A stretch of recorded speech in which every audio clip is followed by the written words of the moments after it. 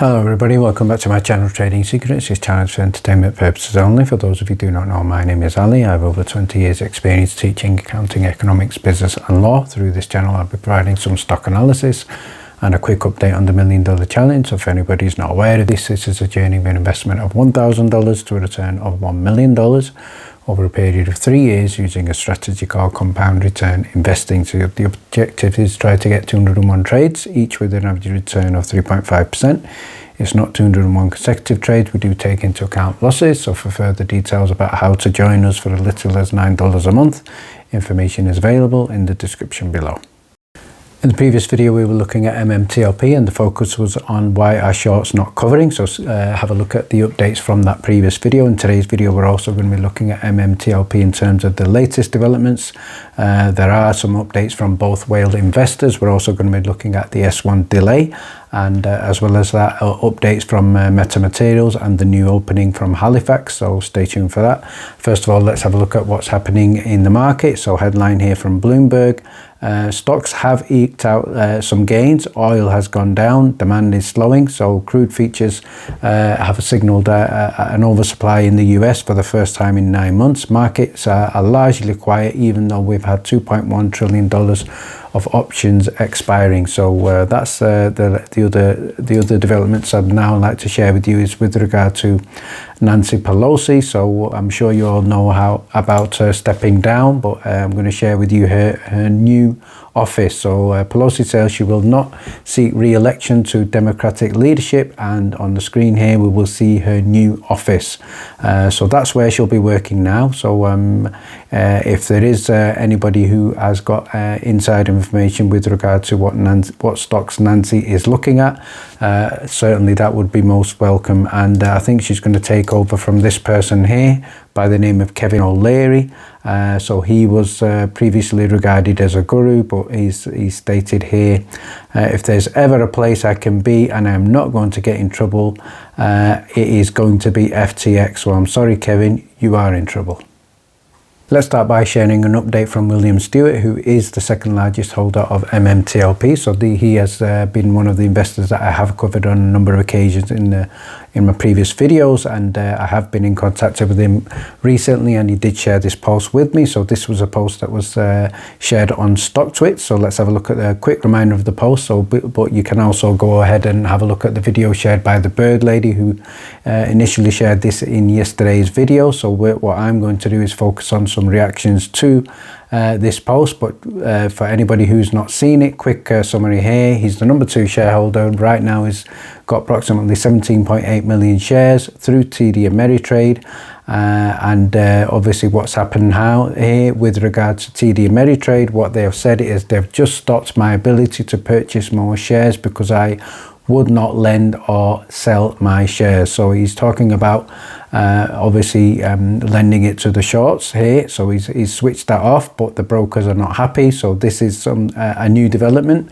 and not great in terms of what may happen, but it's also a strong indication and a strong signal that they are sensing danger. So and he's gone on to say this also explains why the limit ask continues to rise and is now above 350. So if you remember in one of my previous videos, he did state that he was looking at 365, and I think it may have gone up to 375 and 385 where possible. So let's have a look at some reactions to this post from Will. And this one of the members of the Discord who's shared this post with regard to the video shared by the Bird Lady and that specific post. So let's have a look at the member here who stated he's watched the previous video. So TD Ameritrade are begging the number 2 shareholder to lend shares to manipulate lower prices. He said no. So congratulations to William for saying no, and hope everybody else does the same. He has a set price around about $350 or more. So the message here is make sure your prices are not set low, as they will try to shake people up. He has also said it's a good idea to explain to people how covering works different when people are buying shares and the price goes up. For example, with regard to TD Ameritrade, they buy real shares to cover. So obviously we know about the problem with regard to synthetics. So number 1, look for shares on the limit orders. Number 2, find they find, for example, let's say 10,000 shares between $15 and $100, they would literally drive the price up to $100 just to buy them, and then they would drop the price back to $9 very quickly when nobody sold. So they only bought to cover, so obviously that's what they are looking to do. They are going to be under pressure to cover. And obviously number 3 here, now the brokers will sit and watch, wait for the MMTLP shareholders to share their emotions. They are baiting shareholders to lower this $350 price gap that is being created. And finally, number 4, value is not a realistic number during forced covering. Value is what the group creates until the brokers scare the crap out of their rescuers. So we are in a little bit of battle, but in my opinion, we are winning. And the next shout out here is to Craig Dubbs, who's just literally posted a few minutes ago with regard to obviously what we've just been looking at. So not financial advice. I turned share lending off a while ago. It can get super risky for the lender if blank hits the fan. I think that's something smelly. And you are giving your shares to short. So obviously that's something that everybody else can consider as well. And finally, shout out here to 1K, who's also stated here, brokers stop selling to the second largest shareholder. People shares are getting sold by brokers. TD Ameritrade is calling MMTLP a crypto. So clear example of FUD here, or perceived FUD they are trying to create. S1 is well overdue. Many people are seeing fake accounts. I know Uncle Smokey has seen some fake accounts, the Bird Lady, and now myself as well. So please be aware of fake accounts currently trending on YouTube and on Twitter, and these are impersonating influencers, and obviously with regard to shorting obliteration, they know what's coming and they are trying everything they can to obviously achieve their objective. The next update I'd like to share with you is with regard to a conversation with the third largest shareholder by the name of David. I'm sure you're also aware of him in some of the previous videos. So one of the conversations that we were discussing was with regard to level 2 data. So currently, in terms of the level 2 data that is being seen with regard to MMTLP, a lot of this is showing sell limit orders for 200, 100, 300, 350. But we're also now seeing significant orders for $1,000 and plus. With regard to the level 2 data, so I'm going to share with you here in terms of why it is important. So on the screen here, you can see that this can provide enormous insight into a stock's price action. It can tell you what type of traders are buying or selling a stock, where the stock is likely to head in the near term, and much more. Other information with regard to why this is important. What does it tell us? It tells you what kind of buying is taking place, retail or institutional, looking at types of market participations, large institutions, irregularities, and also look at, finally here we can see in terms of the order book. So this is also going to give us information with regard to buy and sell orders. So this is where we are seeing this kind of information. So in terms of what this means, it's a list of buy and sell orders for a particular security. So in our case, we're looking at MMTLP. So overall, the key message is when you have a high sell limit order, the brokers can see that, the shorts can see what is on sale. So high sell limit orders are there to tempt them. So certainly go ahead and set your sell limit orders. And the next common question asked, and I think most people are now thinking about, and that is when are we going to get S1 approval? What's going on?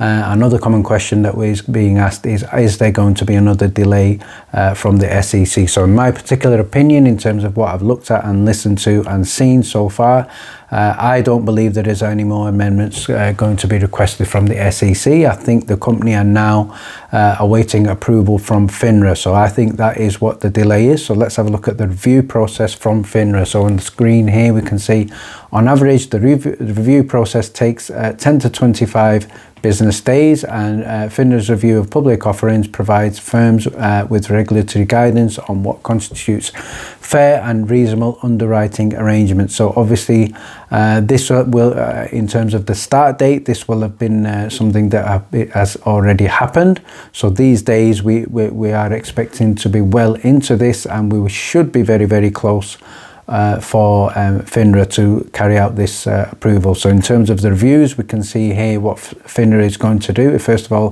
the first reviewer will be responsible for the initial review of filing, the entire life cycle of the filing, including the review of all amendments responsible and responses to the department's comments letter. So we know we've had comments, we know the company have responded, and this is the important part here. The second reviewer provides oversight and guidance to the first reviewer as well as final approval. So I think this is what the final hurdle is.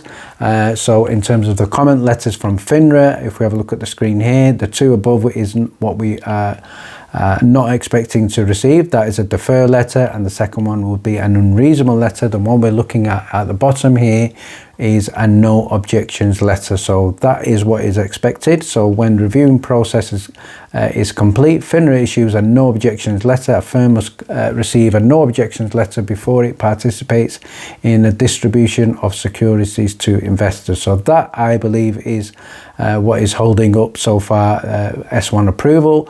So as far as I'm concerned, the company have complied with all the requirements. The SEC are satisfied. Now the ball is in the court of FINRA. And finally, if we look at potential dates for S1 approval, this could happen anytime. It could be imminent.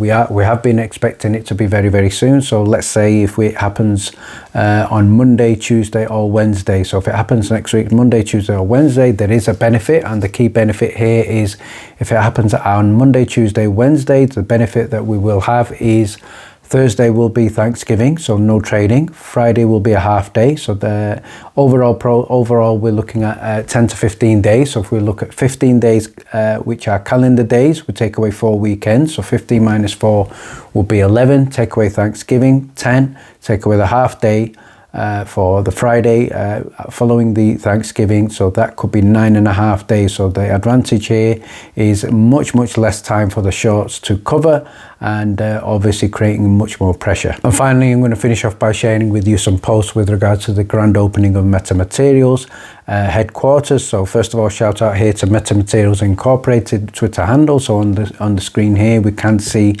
obviously the global headquarters and Centre of Excellence. We can also see George there and a number of flags. So the other shout out I'd like to give to here is Flight 72. So this is a great picture here of a fun night with John Berder. We have Angela, we have Smokey there as well.